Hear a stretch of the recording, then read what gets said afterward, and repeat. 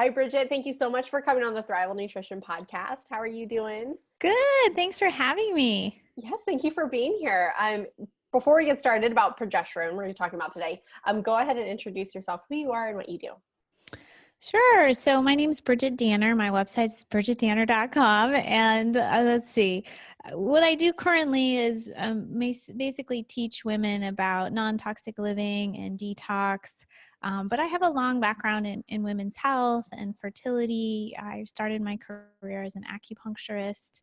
But because of kind of some personal experiences, I am focusing more heavily on detox now, but I love to talk about women's hormones, which is, I think, what we're going to mostly focus on today. Yes. Well, I mean, I guess it all plays together. Certainly. Detox and hormones. But yes, progesterone, because I see a lot of like low progesterone, which is kind of what we're targeting today.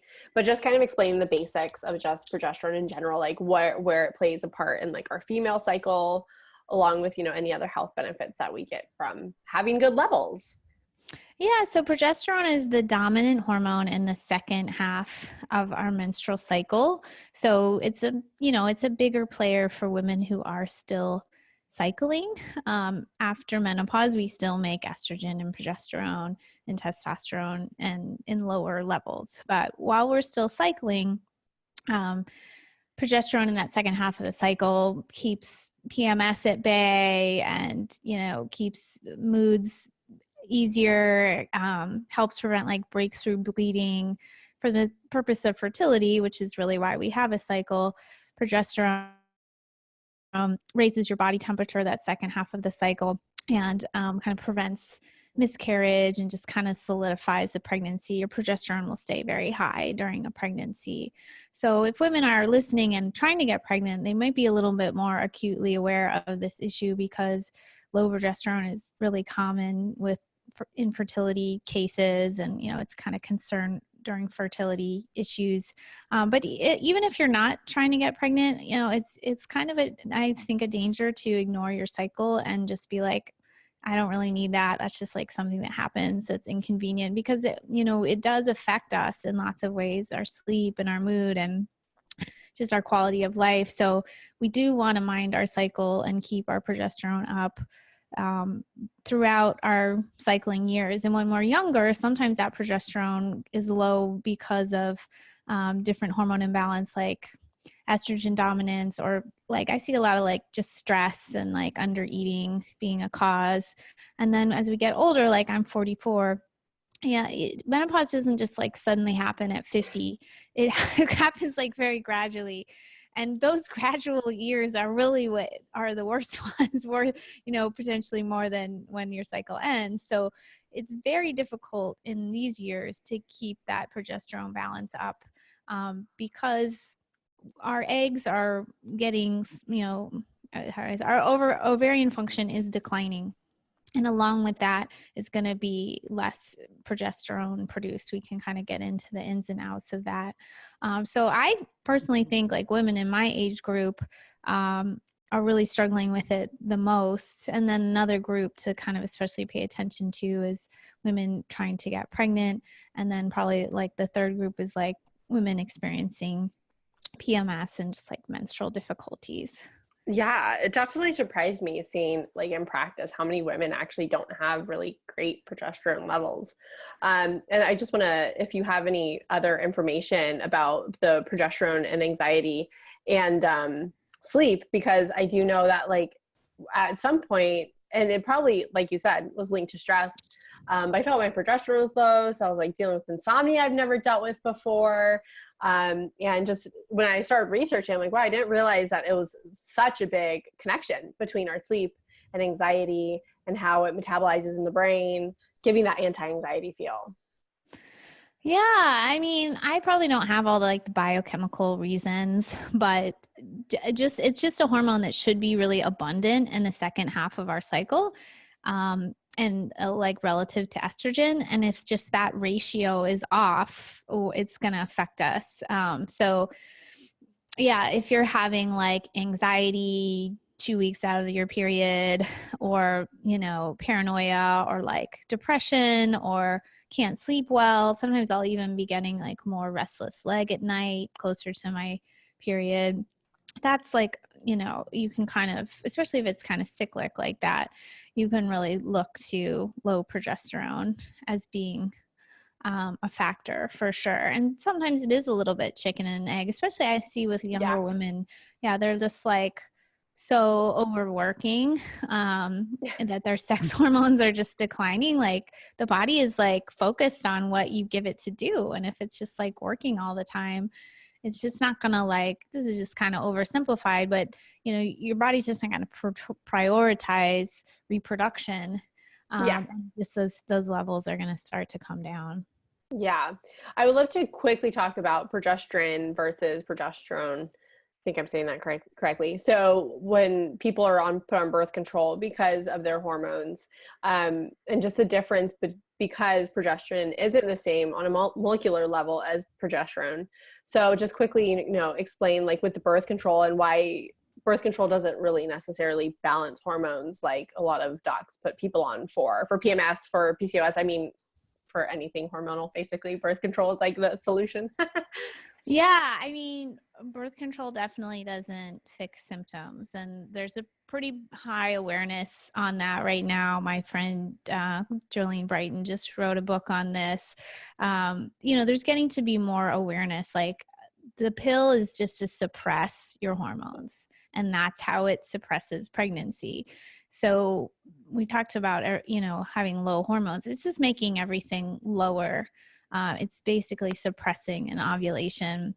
So yeah, it's a different substance. I personally do some bioidentical progesterone right now. And we'll probably do more of that in our shop coming up, and we can kind of talk more about that. But using like a birth control is never like regulating your hormones. And it is a different substance. So it's synthetic, so the body has to like process it. And when you're on birth control, you often become nutrient depleted.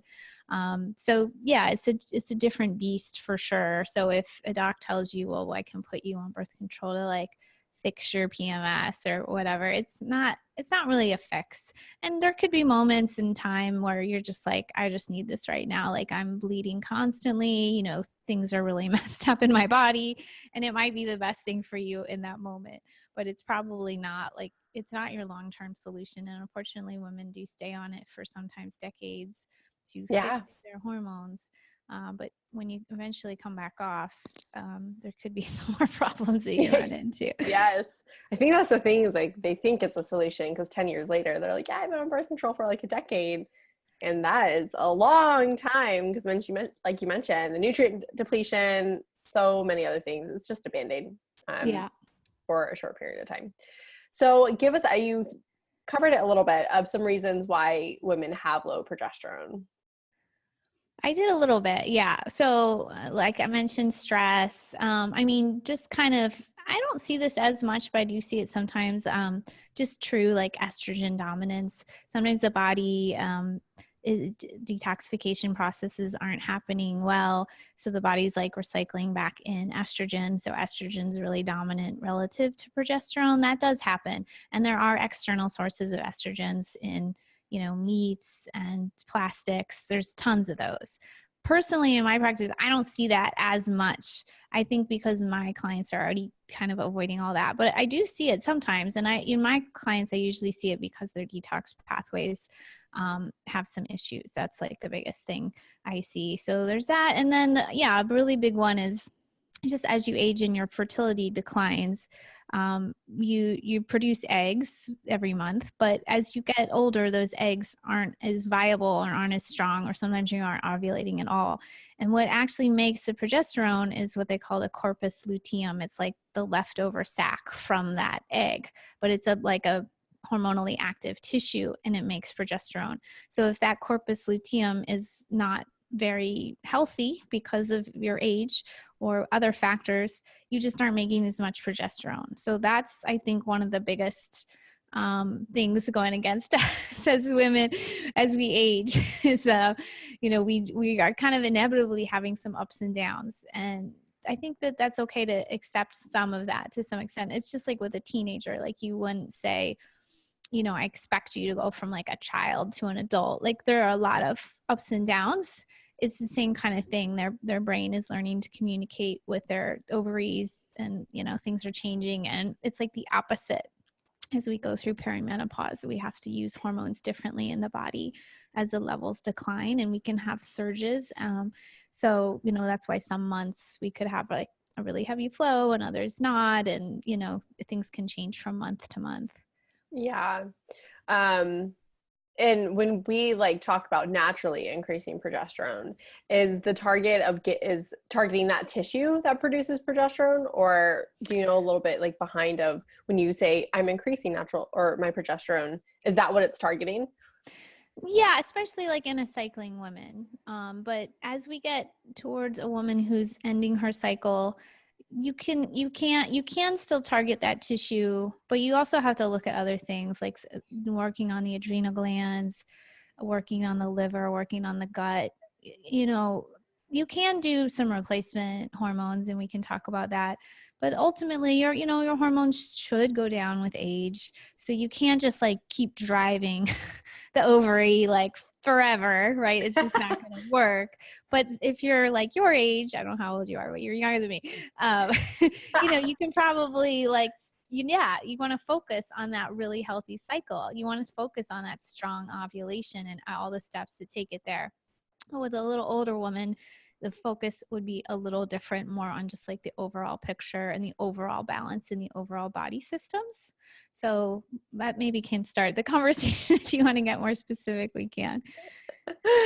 Oh man, it's crazy. Just like women, we just go through like all these different stages, and maybe they do for the male too, but not as severe as like we do. Because then we're just children, then we get our periods, and then it's our periods, and then we go through like stopping our cycle, and then like the other half of our life, like not having a cycle and not being able to reproduce. And I just think it's fascinating that there's just so many stages for us. And then guys, I just feel like it's maybe a natural decline in testosterone and DHEA, as you get older. But for the most part, I feel like we're going through some pretty serious surges with our hormones. Men go through stages too, but yeah, we go through like every month a stage. And like, I think, yeah, things are a little bit more traumatic with women than with men, generally speaking. Yeah, we're going through like every week, like especially if you're cycling, like every week it's like something different. You're closer to ovulation, you're post ovulation, about to start your period. It's just like forever. Yeah, and can be a different stage like for your mood. And when we talked about like the anxiety and depression, but there can also be really high points in your month, like around ovulation and really even times in the month. So we can remember that too, right? We might like just really focus on the PMS, which again is something you can work on, but like, how was the rest of your month? Like hopefully there's some good phases in there too, where your hormones were really like high and you felt really good. So Alyssa Vitti has a really great book on that. Was it called Hormone Code? Woman Code, I think, where just, learning the cycles of your stages of your cycle is really valuable to just get in touch with your body better. Again, we talked about the birth control. A lot of times we're just like not getting to know our body. We're pushing it away. Yes, definitely. So give us some natural ways to increase progesterone, some of your favorite ways. I know we'll talk about like the bioidentical and things like that next, but I'd love to hear your thoughts on just some natural ways.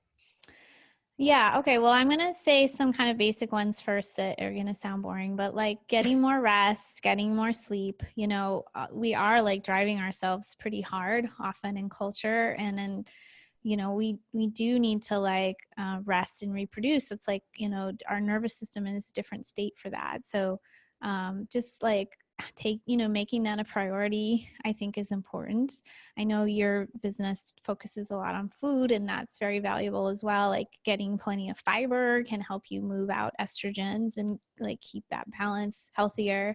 Getting lots of good fats is really important. Getting lots of green vegetables, getting like your B vitamins from different foods, and then probably supplementing with B vitamins as well. Getting foods that have like sulfur in them, because that helps you detoxify, is a good idea. Women, can be like not eat enough protein sometimes. So getting protein like 3 times a day helps you make neurotransmitters and hormones. Yeah, that's kind of like a starter. Then let's see, I really liked using like oils and seeds additionally, like hemp oil and hemp seed. Um, Using like borage oil can help you make progesterone. We talk about seed cycling. We have some information on our blog on seed cycling, like using different seeds, different stages of your cycle.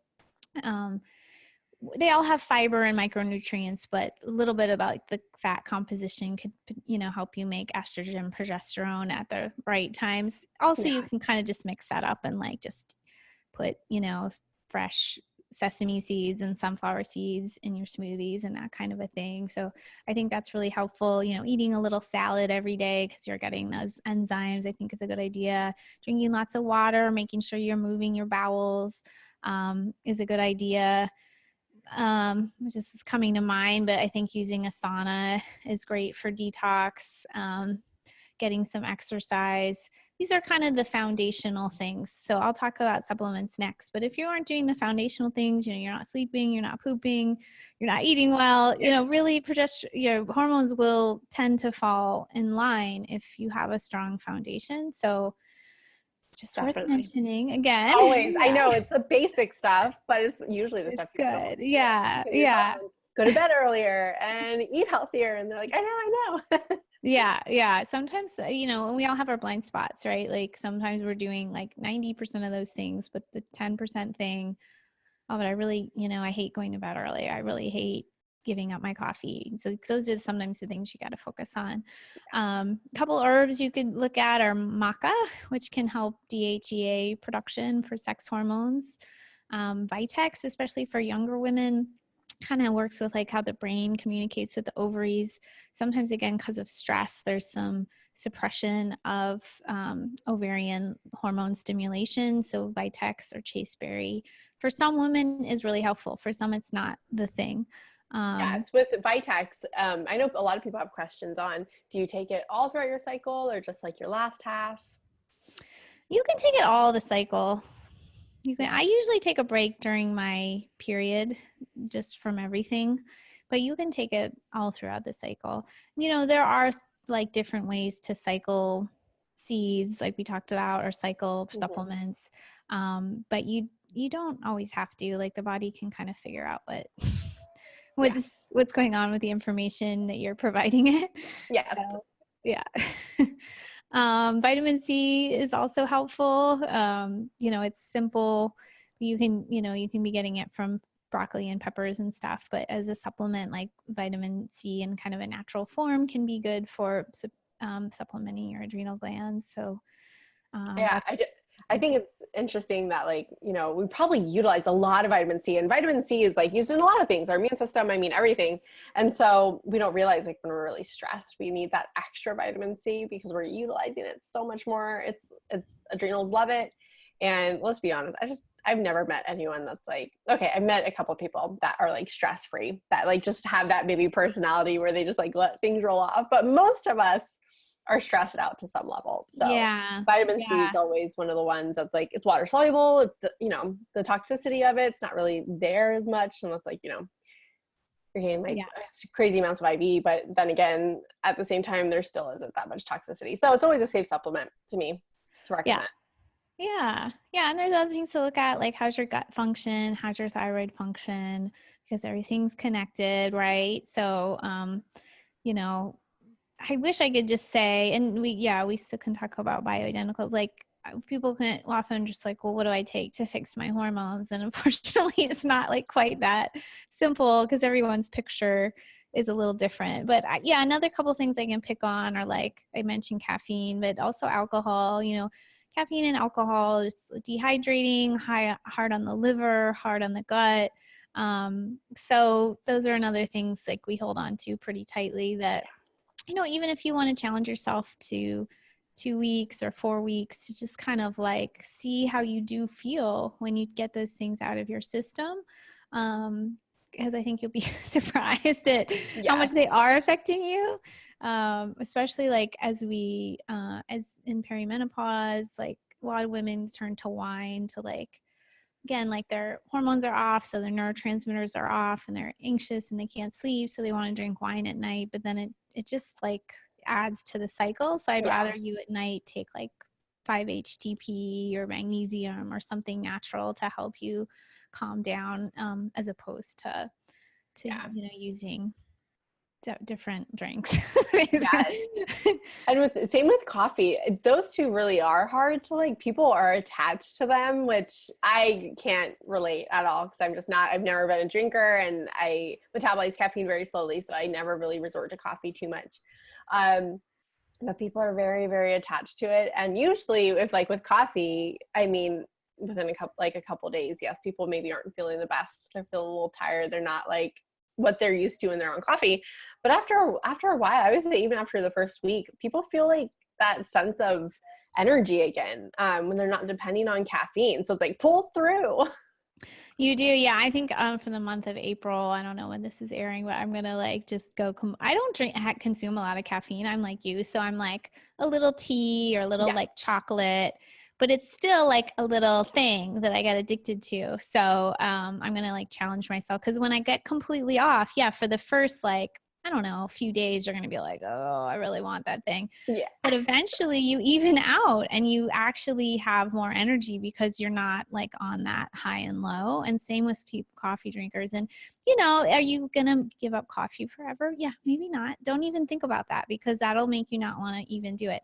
But you can say, I'm giving it up for 2 weeks or a month or whatever. And you will see like things shift in your body. And then even if it like slowly creeps back in, you can always do another reset kind of a thing. Or just like, get your amounts down. Because I think like they can really creep up. Some people only have a cup a day, but some people like, it starts to be like 4 servings a day or whatever.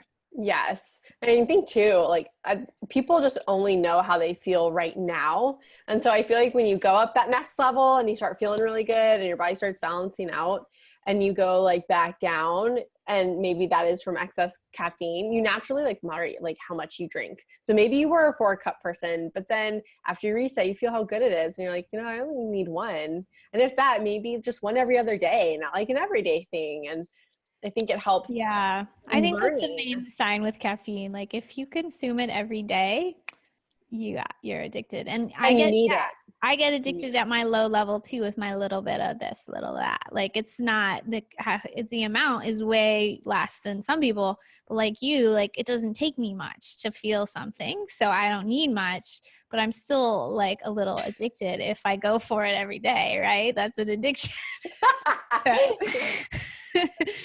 Yeah. So none of us are perfect. And like you said, I like how you said that, like we never know what the next level feels like. So it's easy to say, well, yeah, but look at my like cube mate, like he drinks way more coffee than me. It doesn't really matter. Like you can't compare yourself to other people and give yourself a big pat on the back, because most of us aren't healthy anymore. Yes. The average range is not always the best thing to compare yourself by. Yeah. So going into bioidentical hormones, which you said you are on progesterone right now, at what point would this be like considered, and would this be a forever thing, a solution, or also just another maybe to get you up to that next step and then try to figure out, balancing things naturally without relying on it? Yeah, I mean, this is a step I really avoided because I'm a health coach like you, and I can't prescribe things. I can get like over-the-counter progesterone and stuff, but I finally got prescribed it. I mean, I think a few things might make you make this choice. Like one is like, if you feel like you're trying all these things, like changing your diet and this, and you're just like dragging, you just have no sex drive, and if you run tests, we run a Dutch urinary test in our company, and if you just see on there, like things aren't looking good, like you're pretty flat lines on hormones, you might want to use them just to perk yourself back up. That's sort of both of those scenarios or situations I was in. We didn't really talk about this, but not only stress, but like I was in a lot of toxic stress from toxic mold, and like I think it's really affected my hormones and just my overall health picture. And I've worked on it a lot, but I wouldn't say that my hormones like came up the way I wanted them to. So I finally decided to do the bioidenticals, and it felt with a naturopath, and it felt great initially, but I kind of was like, he didn't give me any refills. I kept having to like go, and they're expensive. And I was like, well, I do really like them. Like you said, like now I know how I can feel, but now I'm trying to use more like over the counter bioidenticals instead, and just kind of just experiment with those, because those are something that I can get my hands on better. Next thing I'm going to experiment with is like plant stem cells. I got a practitioner introduce me to those. I think there are a lot of options, but yeah, sometimes it's nice to do a reset. I have a lot of friends in the hormone field. Some just say, just stay on your hormones. Hormones make you feel better. They're a fountain of youth. What's the big deal? Maybe get checked every year to make sure you're not building up in your system. Something like that. I rarely see them building up in people's systems. I know that's a thing that other people see, but I haven't really seen that on labs too much, that they build up in the system. But I guess it's possible. But I also see people on them and not really feeling much better. So I think that there's just some play with the dosage. And maybe it, like with me, like I really got to see like how it felt, like full on, like a big improvement. And now I'm kind of like, okay, how can I get my over-the-counter creams to work in the same way? Even with all that, Lahana, like my progesterone still, like I have to, like, I feel like I could just bathe in progesterone cream and it would not be enough for me. Like I really have an issue with that. I'm very symptomatic for low progesterone. I'll feel like I'll spend 2 weeks feeling like I'm about to get my period. So I'm definitely still experimenting in my own body. But I think I have kind of an extreme case because of my health history. And I think for other women, just like taking some more fats and oils, like cleaning up their diet, cutting out caffeine could make a big, big difference. So I think there's like a range of cases, so to speak. And usually they don't put younger women on bioidenticals. It would usually be more like into perimenopause that we start to consider those. And then again, yeah, some people will stay on them. As long as it's supervised, I think that's okay. That's kind of a debate, really. I don't know if we can answer that. Like, should you get off of them or not? Yeah, and it's different. Like in the early days when estrogens came out, they were like made from like horse urine or whatever. And like, that's not how they're, I guess those are still available maybe in a prescription, but if you work with a naturopath, you're not getting any of that crazy stuff. You're just getting like a simple bioidentical, of the actual hormone. There's no like mega dosing or anything. So I think it's become a lot safer. I will say one safety thing, like I think I've read, like, let's say you have menopause at 50, it's better to start then at 50 than wait till 60. So if you have a length of time where there's like less, hormone production, and then you jump back on them, that can create like some potential like cancer risk and stuff. So if you're going to use them, it's better to like get on the train around menopause than way later. Interesting. Very cool. Yeah. I'm just the type of person that I don't like to have to depend on something. So if that was the case for me, I wouldn't even know what I would do. But I think it is case dependent on the person's situation, past health histories and things like that. That's really interesting. You said you were exposed to mold. Yeah, I was living in a house with toxic mold a long time, actually. And yeah, I think it's just really, it dysregulates your gut and your hormones and just a lot of things. I think I was just really running on empty for a long time. My body was like dealing with this trigger for a long time. So it's been, and then plus I'm like in my 40s. So it's kind of like the perfect storm for like your hormones to like not really regulate again. So I was really happy to finally, I really put it off, but to finally try the cream and like feel so much sex drive and stuff again. So it's made me more open-minded, and sometimes it's okay to be open-minded to like, okay, what would make me just feel better? Definitely. Awesome. Well, where can people find you? Yeah, my main site is bridgitdanner.com, and we have a little shop with some hormone supports, and we do offer like urinary hormone testing. I talk about mold sometimes if people are intrigued by that. talk about like non-toxic living, we've got a bunch of free resources right on our site to do your own little detox or like start detoxing your home. Awesome. Well, thank you so much for coming on today. Thank you.